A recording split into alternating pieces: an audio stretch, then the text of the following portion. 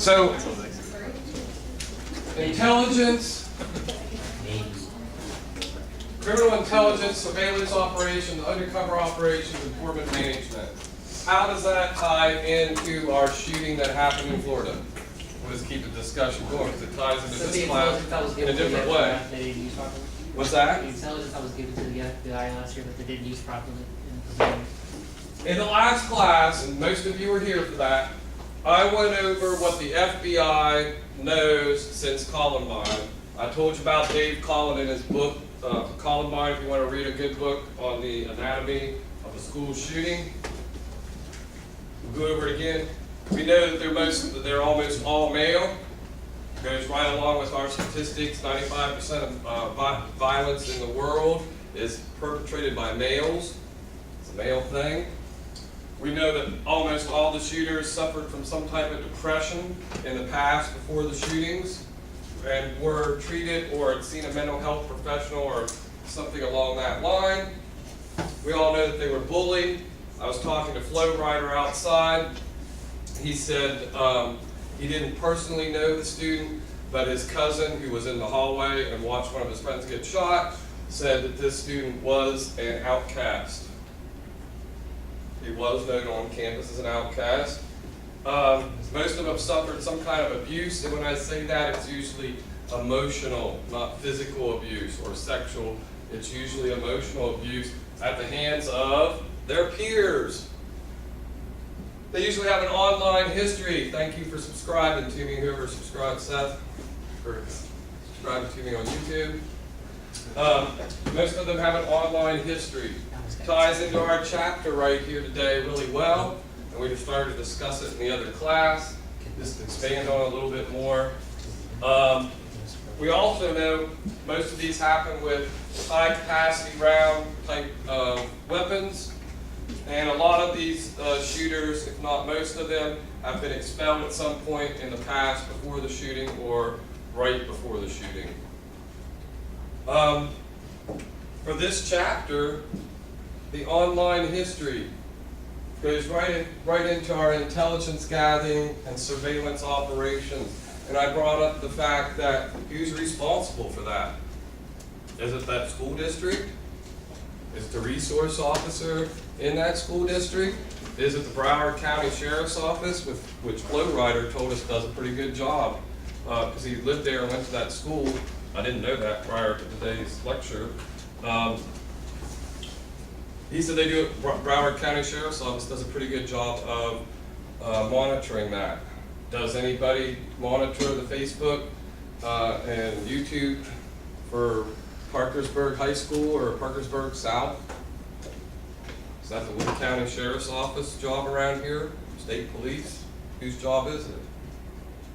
A lot of things in criminal justice field are fractured. We have 50 different states. We have different counties a lot of times within each of those states, and things happen differently. There's no mandate here for somebody to be monitoring that. So when we talk about school shootings, we as professionals in criminal justice are asked, hey, what can be done? What hasn't been done?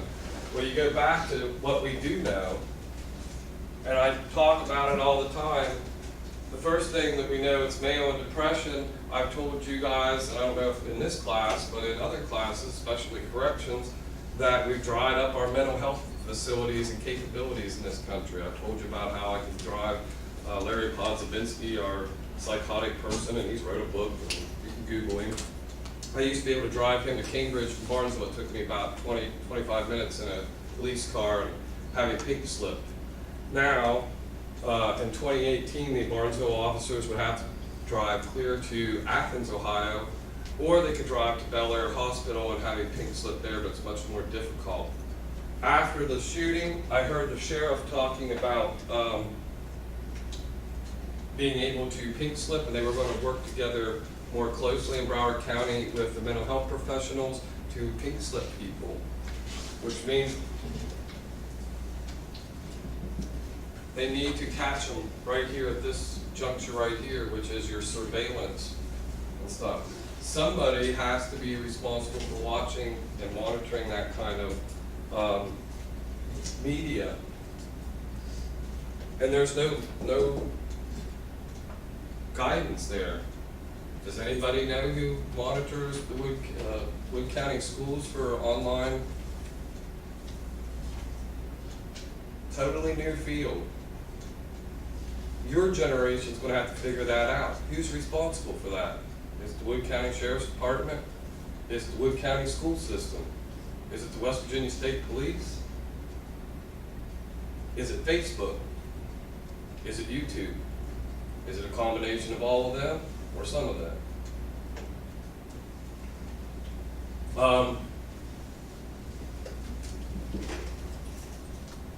Almost every one of the shooters that I can think of at any of the shootings posted something either on Facebook or online before it happened. So that goes directly to our criminal intelligence and surveillance operations, chapter 7.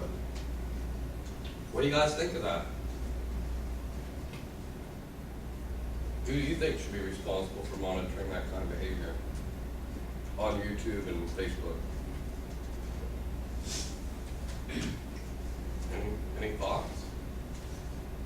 I think it should be the county thing, maybe a combination between the school and the county police, because, I mean, if you get to a state level, it's just gonna be looked over because they can't handle their case. I would agree. Community policing starts within the community.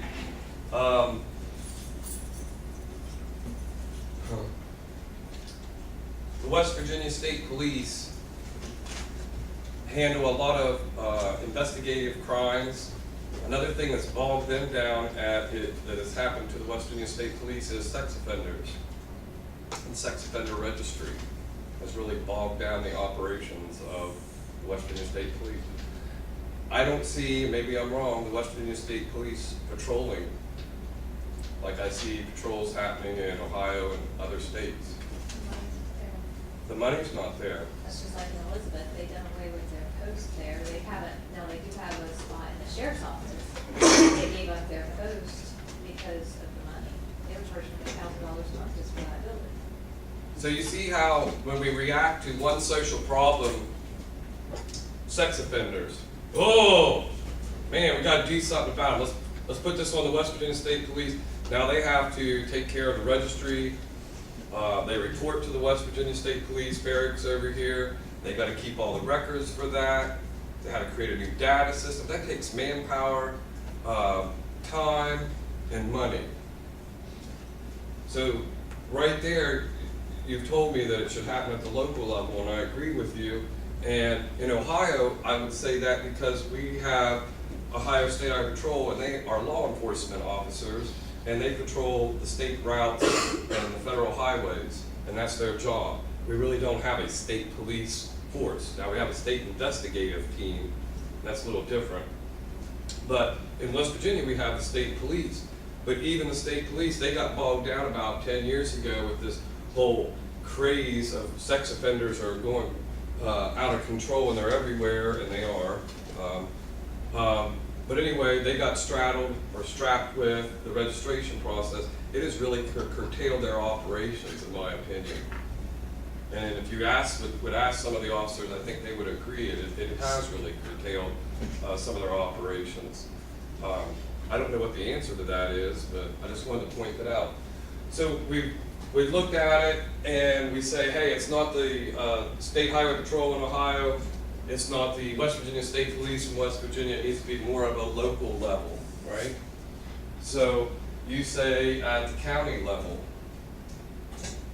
So you also mentioned that there should be cooperation between the school and at the county level. Who would be the perfect person to oversee that?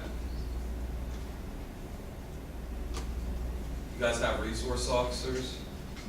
Is there a resource officer at Parkersburg South High School? Is there a resource officer at Parkersburg High School? That would be the person that what I would think would start coordinating that. That person may not be the one that monitors them online, but whoever's monitoring that online should surely be communicating with that resource officer, hey, Johnny at Parkersburg South High School is posting stuff, he's gonna kill some people, right? When you want that resource officer is a critical loop there. So right now, we don't know, maybe it's the resource officer, those high schools took it on themselves to monitor Facebook. Maybe it's the Wood County Sheriff's Department, maybe it's the school board. But you don't know for sure, do you? I don't know for sure. I don't know for sure in this county or in Belmont County. There's no set standard. And this is something that we have to address clear across the United States. And I bet you I could walk into a classroom in Kentucky and ask the students there about their local high school, and they'd probably say the same thing, well, we don't know. So when you see on the news, they're gonna talk about the next 3 or 4 days, and it'll be gone again to the next shooting. And everybody goes to this one. We identified this in the last class, that weapons with high capacity rounds is part of the nexus of things going on here. And all we ever seem to get done doing is going out in the parking lot and fighting about this one. You're not taking my guns, you lily-livered liberal, and you got the liberals saying you know, and that fight rages on and on, while the rest of these problems never really get addressed. And they've never been addressed systematically, coast to coast, in a consistent fashion. The FBI is asking that people turn in footage of their cell phone videos and stuff. And what are they doing when they do that? Criminal intelligence. They are going to piece together from those, they'll collage that together, all those cell phone videos, all those 911 dispatcher conversations, because there's a time stamp on those, all the cell phone communications and stuff, timestamp on that. They will put a collage timeline together of all that. They're really good at that. The FBI is really good at that kind of stuff. And they will learn a lot about what happened and how people reacted, and they will try to learn from this incident. But they've done this at all the incidents. They always have looked back at the crime scene and how it unfolded, and then they usually go back and do deep backgrounds on the shooters, and this is how we know this. We all know it's the outcast. We always know that they're male, right? I brought up, a lot of them have been expelled or former students, so we kind of know where to focus our attention at, right? So all that is criminal intelligence, and who's responsible for that is my big question. Sounds like from Flo Rider in my last class that he believes that Broward County SO does a really good job of that, because they have arrested some kids or took action on kids that had Facebook posts in the past with similar kinds of threats. But nobody says to the Broward County Sheriff he has to do that. A lot of counties probably do and some don't. It's very fractured, right, at the moment.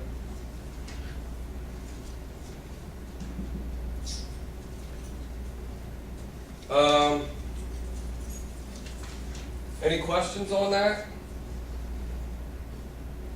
Well,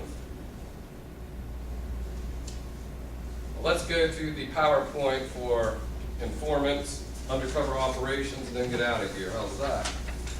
It never works for me. That'd be bad. Anyway. The stereotypical version of undercover officers as portrayed on television and in motion pictures is just that, a stereotype. Undercover work is dangerous and its operation is very expensive to run. Undercover work can be a high liability for a police agency. Work can provide valuable information though.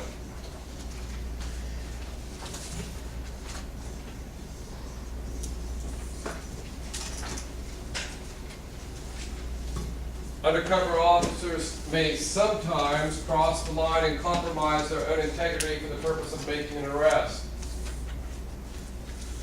You've seen this in movies where they become embedded, maybe have to do a line of coke, or have to stand by and watch somebody else get arrested or do something illegal to fit in. Falsifying warrants, stealing money and drugs, planting contraband, instead of playing the game by the rules. After being in the field for a while, it's difficult to transition back to a uniform. Undercovers have a lot of I actually knew an undercover officer. It was really hard for him. I knew him through our mounted unit because he was from another county. He's part of a drug task force. When you meet Tony, you'd be like, who is this cocaine cowboy in a sheriff's uniform? Because he just acted like a drug dealer, but he had a uniform on, be on a horse, you know. It was hard for him to change out of his street role, all right, and into his deputy role sometimes. And he'd have a pager, and he'd be like, shh, shh, shh, I gotta call this guy back, right? And he's like 6 counties, he's in Belmont County, and he's 6 counties away because he worked out of Fairfield, in that area, south of Columbus. He was all the time, he couldn't, just like, as a professor, I get emails from you guys at night. I have one student that's never come to campus and probably will never be on campus, and they email, or they text me at 3 in the morning. Right? It's the same, a lot of police officers say, you know, they're on duty all the time even when they're off duty. You know, they're at the Vienna Mall and they're a Parkersburg cop, they're still on duty. They might be in plain uniform or plain clothes and they're with their family, but they're still really kind of on duty. They're and looking through things through that police officer's eyes. Same thing with undercover guys, and ladies. They are so wrapped up in that it's hard to transition back. I would never understood that until I met Tony, right? And Tony was a good guy, but it was really hard for Tony to act like a uniformed officer a lot of times because he had that persona that like a drug dealer has, and that's the way he operated, you know, Monday through Saturday or Sunday, the whole week. And it was difficult for his family too, because some people knew where he lived, didn't know he was a deputy. Some of the things he had to do, just like about having a horse and training with us, his horse was like 2 counties away from where he even worked at. So, yeah. Doesn't work, but I still hope it. It's like having a key you can't use. Undercover officers, no benefit of backup. That's the greatest thing when you're a uniformed officer and you roll on a scene and stuff. You can always push that panic button, call a code 10. Well, some of them are different codes, but for in Ohio, code 10 is the system of our officer. You don't have that for undercover officers. You're on your own. No uniform and possibly no access to weapons. No immediate access to a field supervisor. You can't always ask in the middle of something going down. You can't call up your supervisor and say, hey, this crazy shit's going down, what do? Do I go along with this, or how do I handle this? So you're on your own. That's where you can make mistakes. They're talking about officers doing the wrong thing and can compromise the investigations. Perspectives of undercover work from the uniform officers. Numerous officers working on the shift, uniforms and duty belt, immediate access to field supervisor. We're one big club, right? And even if I'm a single man department at Deanna or whatever on duty, I still have the Wood County Sheriff's Office and the State Police and blah, blah, blah to back me up within distance. The uniforms set you apart and people treat you different. When you're in uniform, oh, I have people, it's like being a veteran. Thank you, sir. Oh, thank you, sir. Would you like a cup of coffee for free, sir? Everybody treats you great. You could be a rotten ass person. As long as you put a uniform on, wear that badge, cut your haircut, right? People think you are the best person in sliced butter. And you get used to that as a uniform officer treating you with respect and stuff. In fact, it's what I caution officers about when they become officers is don't get too used to that it pisses you clear off when the street person calls you names and says F you to your face. You can't like go berserk over that. Because you get so used to people being cool to you as a cop. And then when somebody like that disrespects you, you want to like slam them on the ground and rub their face in the ground. You can't do that. So that's like one of the things that's hard for uniform officers is to balance. You got to balance that.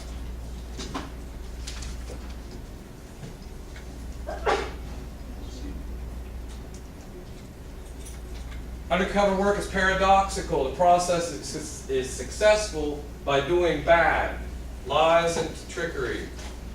When I had conversations with Tony, he would tell me that a lot.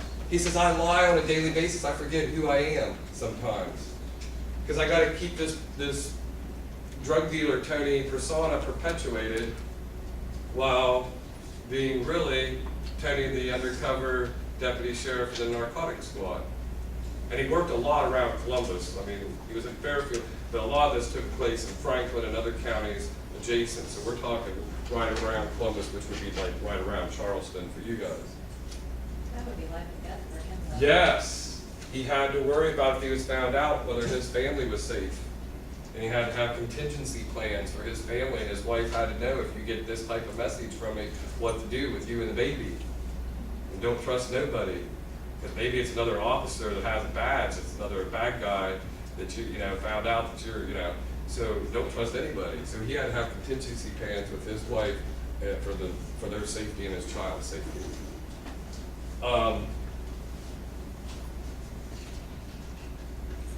Types of investigations have been divided into long-term, deep cover, and short-term assignments. Well, the worst is long-term, deep cover. The easiest is short-term. I did a lot of short-term when I first became a police officer in Barnesville because I was 19. And the chief was like, "You're not wearing a uniform." I was like, "Wait, what? Oh, no, I got some things I want you to do before everybody in town knows you're an officer." Right? So I did a lot of short-term undercover stuff before they ever had me in uniform and in a patrol car. Because once people figured it out, I wrapped up a couple of those cases, the word was out. Let's cop! Let's cop! Right? So I never got to do any long-term, deep cover ones. And like I said, Tony was my closest example to that and to understanding how that worked.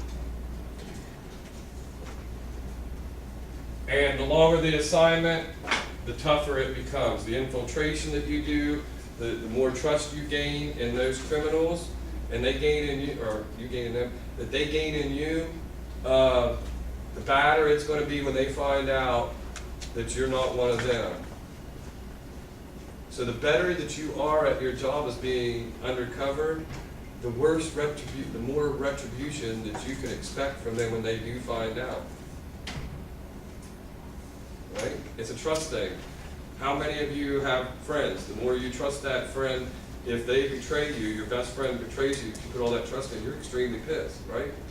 But if I betray you as Professor Wharton, you barely know me, and it's just one time, you might be pissed, but you get over it because there's barely any trust that's built up there.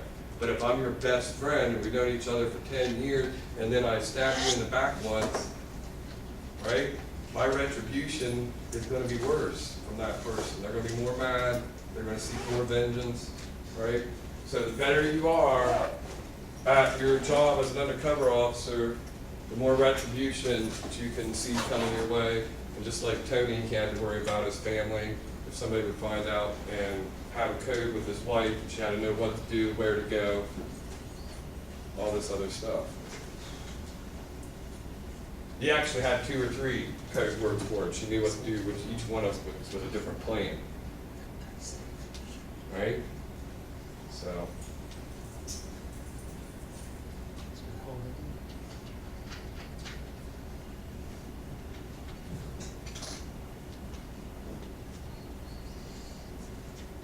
So you usually use your informants to make introductions.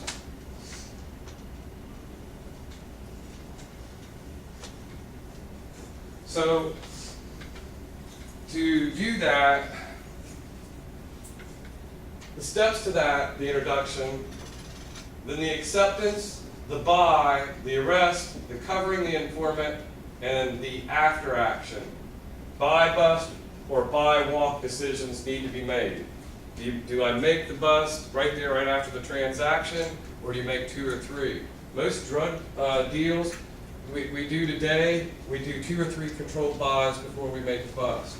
And then we go ahead and get a warrant through the grand jury, and then we wait, and then we probably usually do a roundup, where we do all the whole kit caboodle at once, the whole county. Because if we arrest one, they call around, right? And you're like, well, you just arrested them. Well, they got a family member, right? Or somebody across the street sees it and they call around, Johnny got busted. It's like a domino effect. So everybody's on the alert, hey, the drug task force out and they're making arrests. So sales go down and everybody hides their stash and the cash gets, right?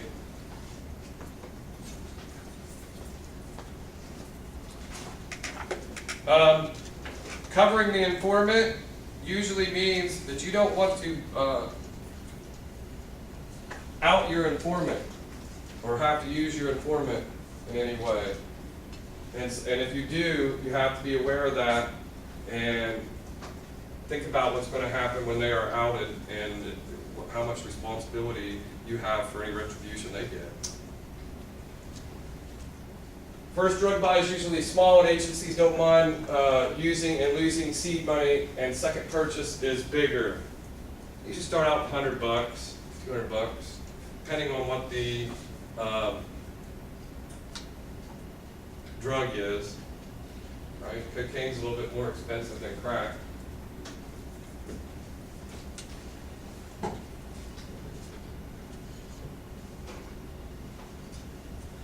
No doy. Not all officers are suited for undercover assignments. Typical characteristics of an undercover officer: they're highly motivated, willing to make professional and personal sacrifices, usually in their family lives.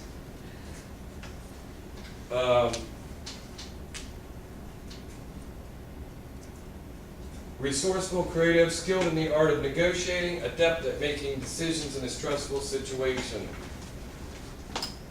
Most police officers have this one covered. It's the resourceful, creative, and the skilled in the art of negotiation. A lot of police officers don't like to negotiate. You were speeding, you're getting a ticket, you're back in your car. They don't like to negotiate, especially patrol officers. It is what it is. I told you to do that. Right? For undercover work, you're working out on the limb all the time and making it up as you go. Patrol officers, we kind of know what we're doing when we pull over that car, how we're going to pull it over, what we're going to say to them when they walk up. Right? See your ID. Well, look for things. I lean in the window. There's a reason I'm leaning in the window. It's not because I want to get real close to you, because you're pretty. I'm taking a big sniffle in. You ever notice cops stick their head in your window or get down close a lot of times, what they're doing? I mean, there's a reason for why they do things.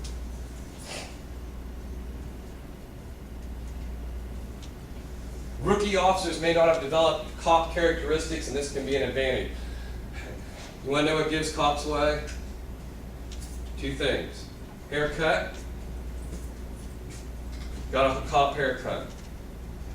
He's got a cop haircut, we need to trim it a little bit in the front. You got a cop haircut. You don't. You don't. You don't. Girls, they pull it back like that. Girls, but I'm talking men here. Another thing cops do all the time. You'll see them do this all the time, because they have a gun belt on, right? Or their gun will be, well, I was a lefty. You'll see them put their, so I nest, my gun would be here, and I'll nest the thing here, and stand there like this. Especially I put my sunglasses on and put my cowboy hat on, my Stetson, sit there like this, because I'll usually be against the wall somewhere,